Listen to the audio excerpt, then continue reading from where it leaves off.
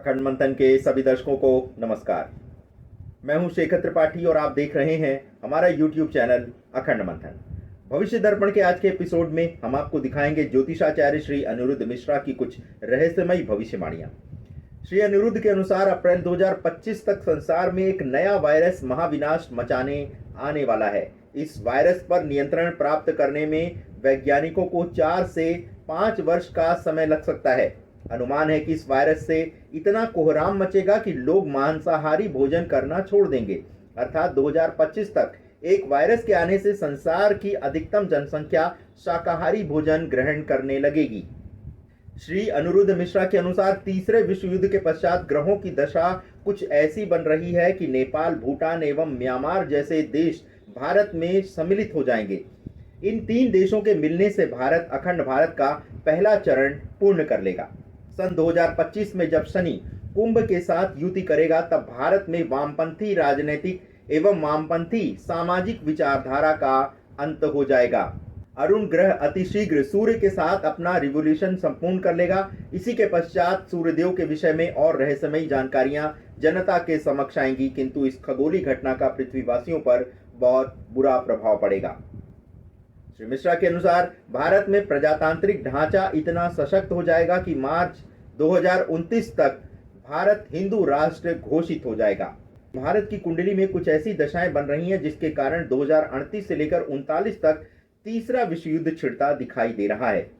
श्री अनिरुद्ध के अनुसार लगभग 1.5 दशक पश्चात भारत संसार का दूसरा सबसे अधिक शक्तिशाली एवं धनवान देश बन जाएगा।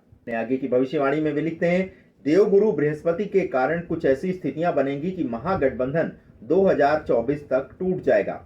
सौर मंडल में केतु, तुला, मंगल एवं राहु के कारण कुछ ऐसा वातावरण बनेगा कि किसी बड़े राजनेता की सुरक्षा में चूक से कोई बड़ी घटना घट सकती है। श्री मिश्रा अपनी अगली भविष्यवाणी में लिखते हैं कि बृहस्पति और शनि के निकट आने के कारण पिछले 2-3 वर्षों से जो महंगाई अनियंत्रित होती जा रही है उसका प्रभाव भी धीरे धीरे कम होता जाएगा और महंगाई कम होने लगेगी।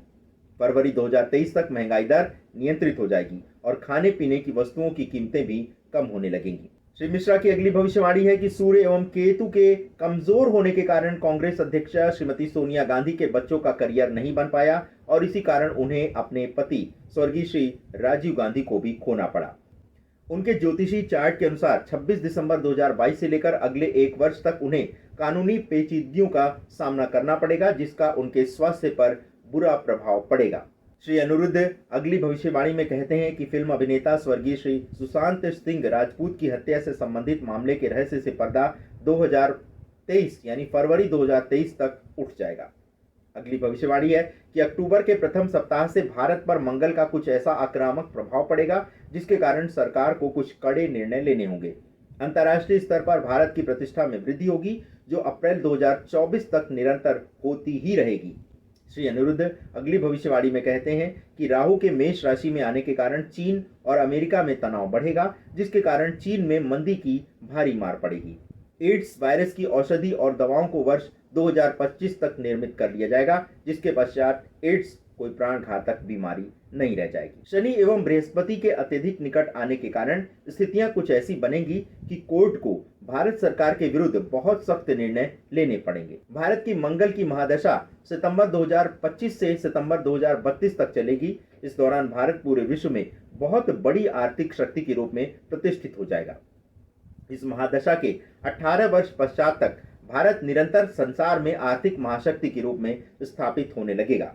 2029 में जब शनि मेष राशि में और बृहस्पति तुला राशि में होगा तब भारत के संविधान में बहुत बड़ा संशोधन होगा जो कि ऐतिहासिक होगा।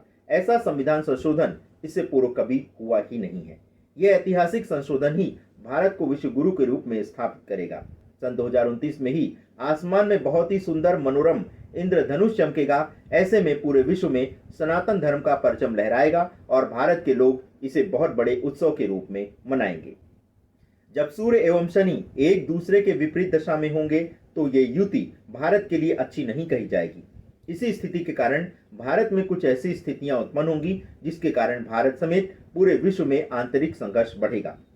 प्रधानमंत्री श्री नरेंद्र मोदी अगले 10 वर्ष तक भारत में शासन करेंगे और इस कारण विपक्ष को अपने प्रधानमंत्री पद के प्रत्याशी को पीएम की कुर्सी तक पहुंचाने में असफलता ही हाथ लगेगी। 2025 से लेकर 2026 तक पूरे संसार में बहुत बड़ी मंदी छाएगी, जिसे संभालना कठिन होगा, किंतु वर्तमान समय की वैश्विक मंदी पर सितंबर के पश्चात नियंत्रण प्राप्त किया जा सकेगा। ज्योतिषीय समीकरणों को देखते हुए निकट समय में रुपया डॉलर के अनुपात में अधिक सुदृढ़ होता दिखेगा। 2023 तक अमेरिकी डॉलर कमजोर होगा और भारतीय रुपया 2023 के अंत तक 70 रुपए तक पहुंच जाएगा, अर्थात तब एक अमेरिकी डॉलर की कीमत 70 रुपए होगी।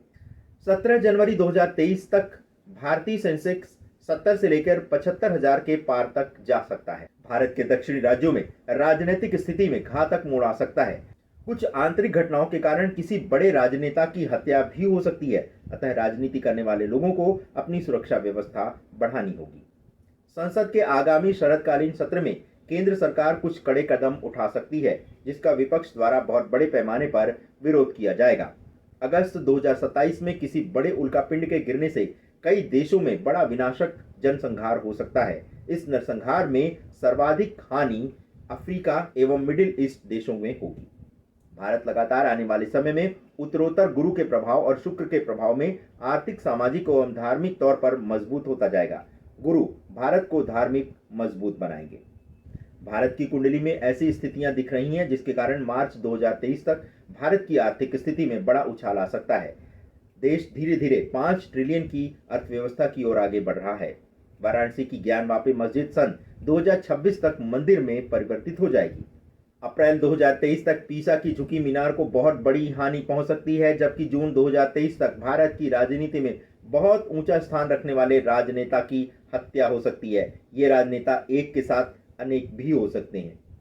तो श्री अनिरुद्ध मिश्रा की आगामी भविष्यवाणियों के इस विशेष एपिसोड में आज बस इतना ही। आशा करते हैं कि आपको हमारा ये कार्यक्रम अच्छा लगा होगा।